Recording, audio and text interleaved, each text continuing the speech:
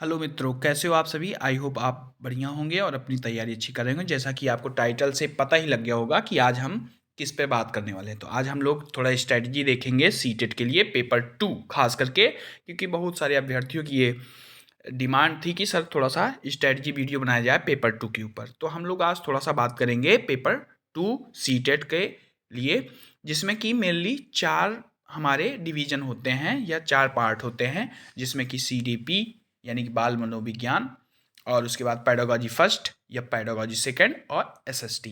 तो ये जो है हमारे कुछ ऐसे ही 4 टॉपिक देखने को मिलते हैं, जिसमें कि ये 30 नंबर का वेटेज देता है, और पेडागॉजी फर्स्ट 30, फिर ये 30, पेडागॉजी सेकंड, और ये 60 नंबर का वेटेज देता है। ठीक है, तो आप बिल्कुल क्लियर देख सकते हैं कि क्या क्या वेटेज हैं।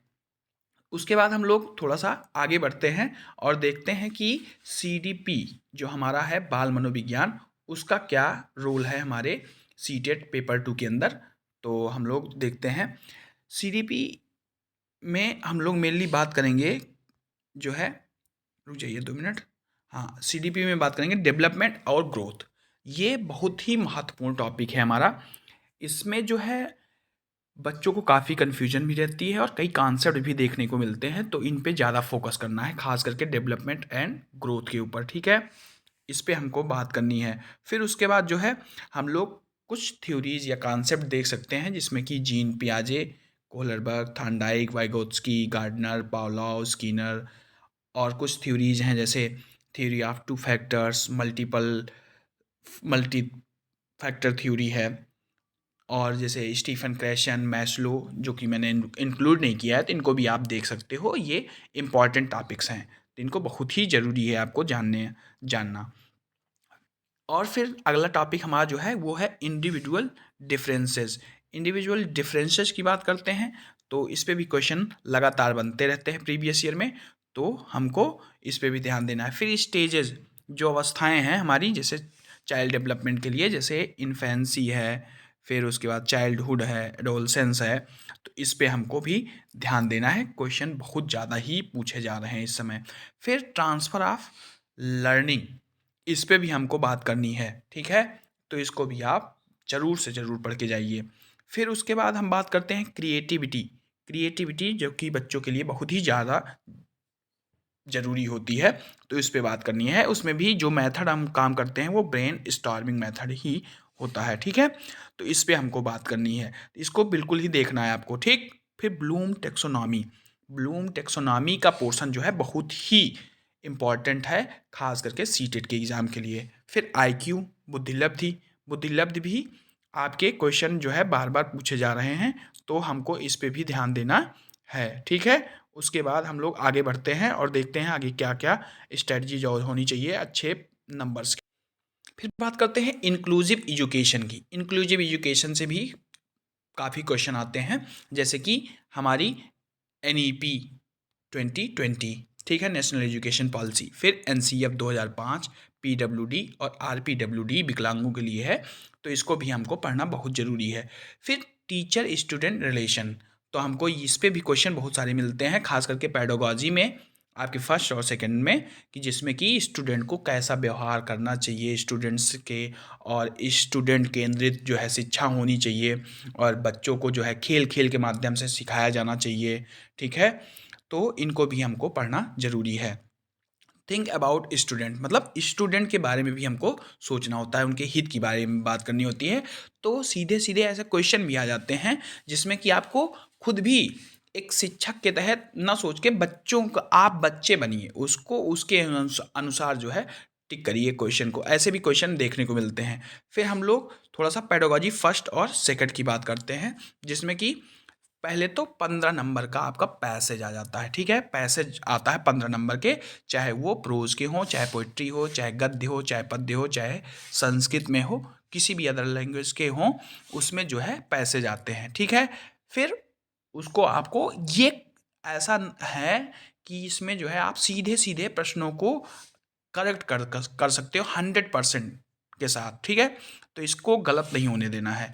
फिर उसके बाद टीचिंग स्किल्स, जो कुछ एक आध दो टीचिंग स्किल्स हैं, जैसे कि आपके अभी बात करते हैं हम लोग कि मेथड ऑफ टीचिंग्स, जैसे कि डायरेक्ट मेथड है, फिर नेचुरल मेथड है, इंडक्टिव डिडक्टिव मेथड है, ग्रामर ट्रांसलेशन मेथड है।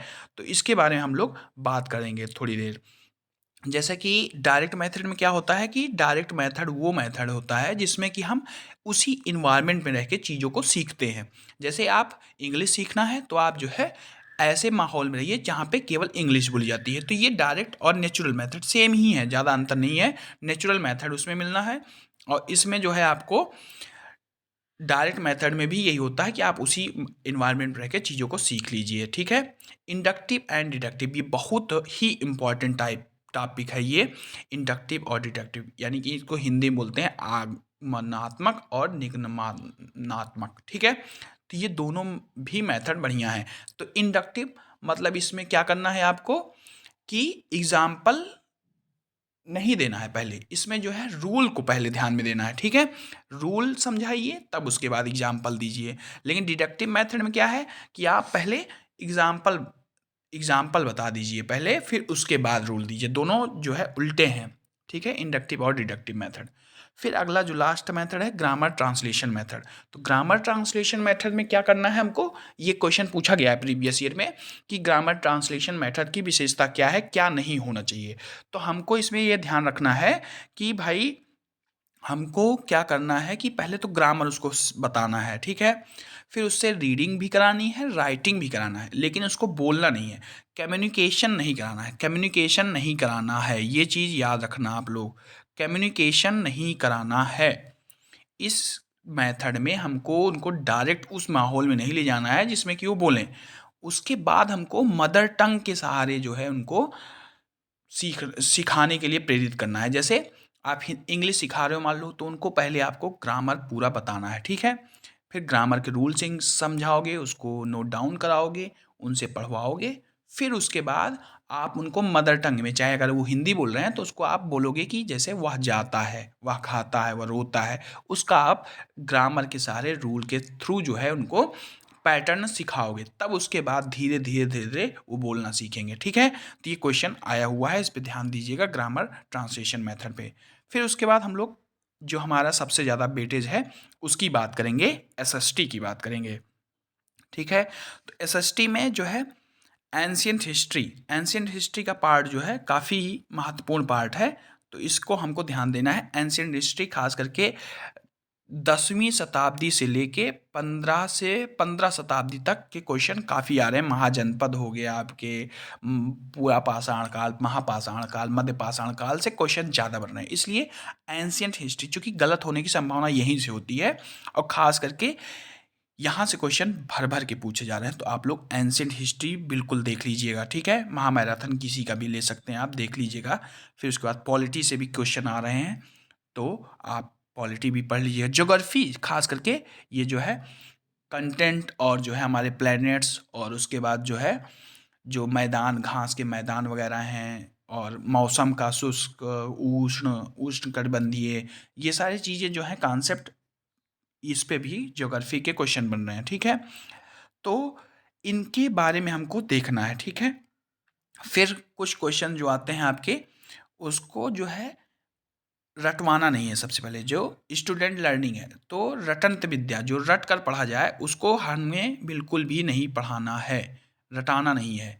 और क्रिएटिविटी, रचनात्मकता की ओर ले जाना है उनको, ठीक है, रचनात्मक करना है। और क्या कर सकते हैं आप, और उनमें क्रिटिकल थिंकिंग को आप बढ़ावा दे सकते हैं, ठीक है। क्रिटिकल थिंकिंग, जहाँ भी क्रिटिकल थिंकिंग शब्द आ जाए आप उसको बिल्कुल करेक्ट मान लीजिएगा, ठीक है। तो कुछ ये स्ट्रेटजी वीडियो रहे आपके लिए, जो मैं सोचता हूँ कि आप लोगों के लिए हेल्पफुल रहेंगे। और बस आप लोग अच्छे से मेहनत करते रहिए और तैयारी में लगे रहिए। धन्यवाद।